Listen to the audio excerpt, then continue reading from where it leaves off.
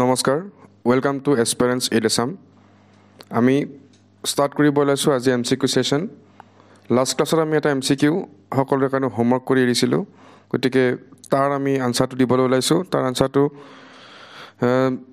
সকলোৱে জানে সহজ কোৱেশ্চন তাৰ আনসাৰটো হ'ব পুষ্য বৰ্মন ঠিক আছে পুষ্য বৰ্মন ওকে এটা আমি আজিৰ সেশন স্টাৰ্ট কৰিব লৈছো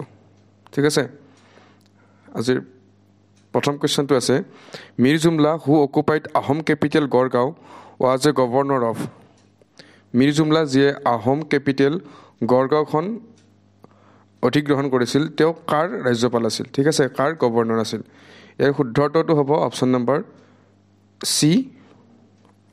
Aurangzeb okay now coming to next question এইখিনিতে এটা এনাউন্সমেন্ট আপোনালোক সকলোৰে কাৰণে মিশন এডিআৰি বুলি আমাৰ এটা নতুনকৈ এটা ইনিচিয়েটিভ এটা এসপিৰেন্স এইড আসাম চেনেলৰ পৰা য'ত আমি আগন্তুক দিনৰ এডিআৰিৰ সম্পূৰ্ণ কোৰ্স বিনামূলীয়াকৈ আপোনালোকৰ ওচৰত প্ৰভাইড কৰিম য'ত থাকিব জেনাৰেল ইংলিছ হিষ্ট্ৰি থাকিব হিষ্ট্ৰিত আসাম হিষ্ট্ৰি ইণ্ডিয়ান হিষ্ট্ৰি দুটা সোমাই থাকিব পলিটি থাকিব জিঅ'গ্ৰাফিত ইণ্ডিয়ান জিঅ'গ্ৰাফি আসাম জিঅ'গ্ৰাফি আৰু ওয়াৰ্ল্ড জিঅ'গ্ৰাফি তিনিটা জিঅ'গ্ৰাফিৰ যিখিনি ইম্পৰ্টেণ্ট কুৱেশ্যন গোটেইখিনি ইয়াত কভাৰ কৰা হ'ব নেক্সট থাকিব জেনাৰেল নলেজত কিছুমান সৰু সৰু টপিক যেনেকুৱা আপোনাৰ কাৰেন্সিৰ ওপৰত কেপিটেল এনেকুৱা সৰু সৰু টপিক কিছুমান আমি জেনাৰেল নলেজত কভাৰ কৰিম যিবিলাক এডিআৰিত বিশেষকৈ সোধা দেখা যায় তাৰপিছত আমি কভাৰ কৰিম জেনাৰেল মেথমেটিক্স আৰু জনাব খুজিছোঁ মেথমেটিক্সৰ ক্লাছ আমি অহা 10 তাৰিখৰ পৰা মানে প্ৰথম আমি মেথমেটিক্সৰে ষ্টাৰ্ট কৰিম ঠিক আছে তাৰপিছত আমি লাহে লাহে ৰিজনিং প্ৰভাইড কৰিম আমি 12 তাৰিখৰ পৰা জনাইছোঁ আকৌ এবাৰ কৈছোঁ 12 মেৰ পৰা আমি কাৰেণ্ট এফেয়াৰ্স দিবলৈ ষ্টাৰ্ট কৰিম ঠিক আছে আৰু শেষত এটা লাইভ মক টেষ্ট সেশন আমি ৰাখিম কেইদিনমানৰ কাৰণে লাইভ মক টেষ্টটো সকলোৱে এটেণ্ড কৰিব পাৰে গোটেই বেটছটো ষ্টাৰ্ট হ'ব 10 মেৰ পৰা ঠিক আছে দুটাকৈ ফোন নম্বৰ দিয়া আছে আপোনালোকে কণ্টেক্ট কৰিব পাৰে আৰু চেনেলটো সাবস্ক্ৰাইব কৰি ৰাখিব ঠিক আছে নাও coming to the next question okay who had designed the pike system in ahom kingdom ahom rajyot pike pranali kone design korisil ঠিক আছে ইয়াৰ শুদ্ধ উত্তৰটো হ'ব অপচন নম্বৰ এ মমাই তামুলি বৰবৰুৱা ঠিক আছে নেক্সট কোৱেশ্চন তুংখুঙীয়া বুৰঞ্জী was written by তুংখুঙীয়া বুৰঞ্জী কোনে লিখিছিল এটা অতিকে ইম্পৰ্টেন্ট কোৱেশ্চন আপোনালোকে এটো এটা ইম্পৰ্টেন্ট বুলি মাৰ্ক কৰি ৰাখিব পাৰে বহুত বা সুধিছে এবাৰো খুদা চান্স আছে ঠিক আছে তুংখুঙীয়া বুৰঞ্জী লিখিছিলে কাশীনাথ তামুলী ফুকন গোলাপ চন্দ্ৰ বৰবৰুৱা হেমচন্দ্ৰ বৰুৱা আৰু শ্ৰীনাথ দুৱাৰা ফুকন ইয়াৰ শুদ্ধ উত্তৰটো হ'ব option number A Kashinath Tamuli Phukan okay now coming to the next question name the Ahom prince who married the Koch princess Mangala Devi okay Koch ৰাজকুমাৰী মংগলা দেৱীক কোনজন আহোম ৰাজকুমাৰে বিয়া কৰাইছিল ইয়াৰ শুদ্ধ উত্তৰটো কি হ'ব ইয়াৰ শুদ্ধ উত্তৰটো হ'ব option number D Pratapsingha okay now next কুৱেশ্চনত আছে in which year the capital of Assam shifted to Dispur কোন বছৰত অসমৰ ৰাজধানী দিছপুৰলৈ স্থানান্তৰিত কৰা হৈছিল ঠিক আছে আপোনালোকে জানিব চেষ্টা কৰিব যে প্ৰথম অসমৰ ৰাজধানী কি আছিল ওকে আৰু অপচনত দিয়া আছে 1950 1963 1971 1973 ওকে ইয়াৰ শুদ্ধ উত্তৰটো হ'ব অপচন নম্বৰ ডি 1973 গতিকে আপোনালোকে এটো চাব যে প্ৰথম ৰাজধানী ক'ত আছিল আৰু যদি জানে কমেন্ট বক্সত জনাব ঠিক আছে নাও coming to next question British শাসনৰ বিৰুদ্ধে প্ৰথম কৃষক বিদ্ৰোহ কি নামেৰে জনাজাত হৈছিল ঠিক আছে বহুত কিটা আছে গোটেইকিটা কৃষক বিদ্ৰোহ নহয় ইটাখুলিটো আহোমৰ দিনতে হৈছিল এটো নহয় শুদ্ধ উত্তৰটো হ'ব Phulaguri Dhawa okay next question During which ruler of Ahom the Battle of Saraighat was ended with decisive win over Mughal? Okay. কোনজন ৰজাৰ শাসন কালত সৰাইঘাটৰ যুদ্ধ শেষ হৈছিল ওকে আৰু শুদ্ধ উত্তৰটো হ'ব অপচন নম্বৰ ডি উদয়াদিত্য সিংহ এটা সত্যি এটা কনফিউজিং হয় বহুতৰ যে কাৰ দিনত আৰম্ভ হৈছিল কাৰ দিনত শেষ হৈছিল সৰাইঘাটৰ যুদ্ধ কিন্তু উদয়াদিত্য সময়তে হৈছিল ঠিক আছে এতিয়া আপোনালোকে ক'ব চক্ৰধ্বজ সিংহৰ দিনত কি হৈছিল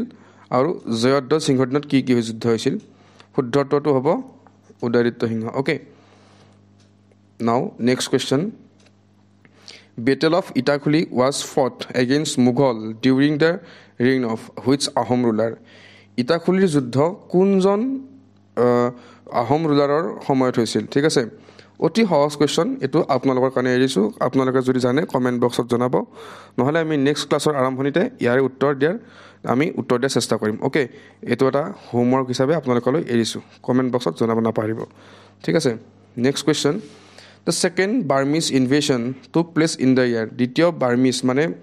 মানৰ আক্ৰমণ কেতিয়া সংঘটিত হৈছিল ইয়াৰ শুদ্ধটো হ'ব 1819 ঠিক আছে এটো শুদ্ধটো হ'ব টোটাল কিমানটা বাৰ্মিজ আক্ৰমণ বা বাৰ্মিজ ইনভেশন হৈছিল অসমত হেতু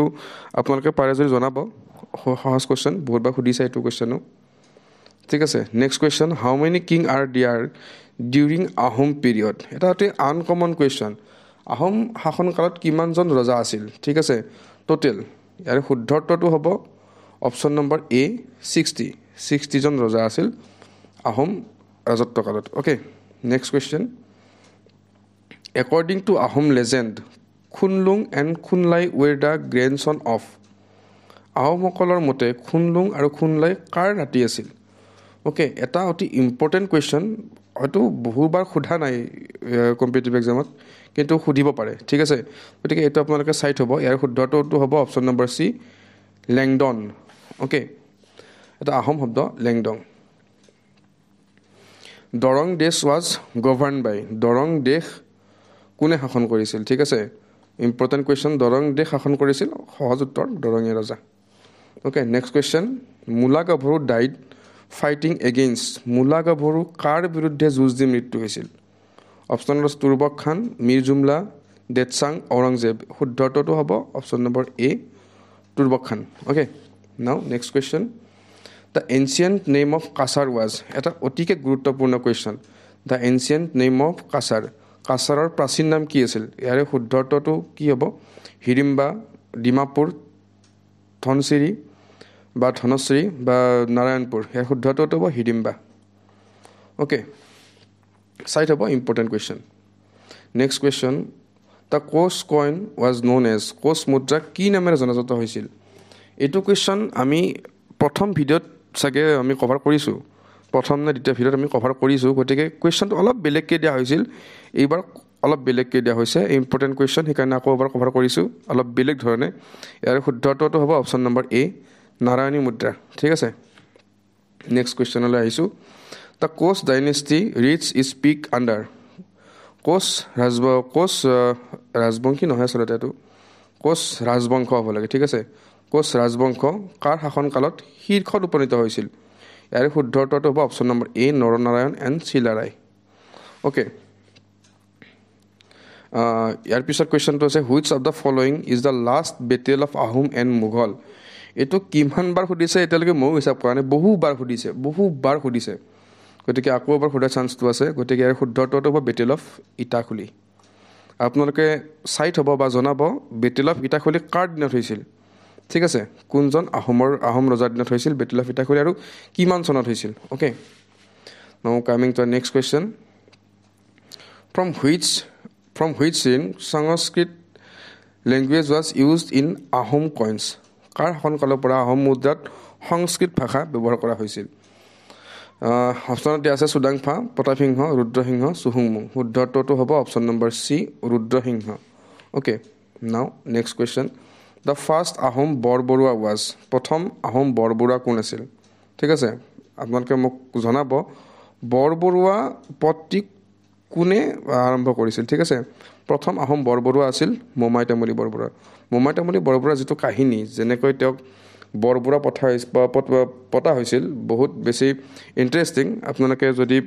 সময় পাই পঢ়িব কেতিয়াবা বা আমি যেটো কোৰ্স প্ৰভাইড কৰিম তাত আমি নিশ্চয় জনাম প্ৰথম বৰবৰুৱা কেনেকৈ হৈছিল তে মোমাই তামুলী ক'ত লগ পাইছিল কেনেকৈ লগ পাইছিল ঠিক আছে শুদ্ধটো হ'ব মোমাই তামুলী বৰবৰুৱা নাও নেক্সট কোৱেশ্চন দ্য মৰঙী খোৱা Gohain was the governor of Morongi খোৱা গোহাঁই কৰ গভৰ্ণৰ আছিল ঠিক আছে মৰঙী খোৱা নহয় দেই খোৱা অলপ আছামিজটো অকণমান দিগদাৰ হয় লিখোতে তো সেইকাৰণে আপোনালোকে অলপ এডজাষ্ট কৰিব খালি কণ্টেণ্টত গুৰুত্ব দিব আপোনালোকে ভাল কণ্টেণ্ট প্ৰভাইড কৰিব চেষ্টা কৰিছোঁ গতিকে ইয়াৰে শুদ্ধটো হ'ব মৰঙী শব্দটোত আছে Morangi province okay option number B is the correct answer. Okay. Now coming to the next question. Hodia Khwa Gohai post created during the reign of which Ahom ruler? Okay. Hodia Khwa Gohai কাৰ ৰাজত্বকালত সৃষ্টি কৰা হৈছিল? আচলতে Hodia Khwa Gohai Morongi Khwa Gohai একেজন ৰজাৰে ৰাজত্বকালত সৃষ্টি কৰা হৈছিল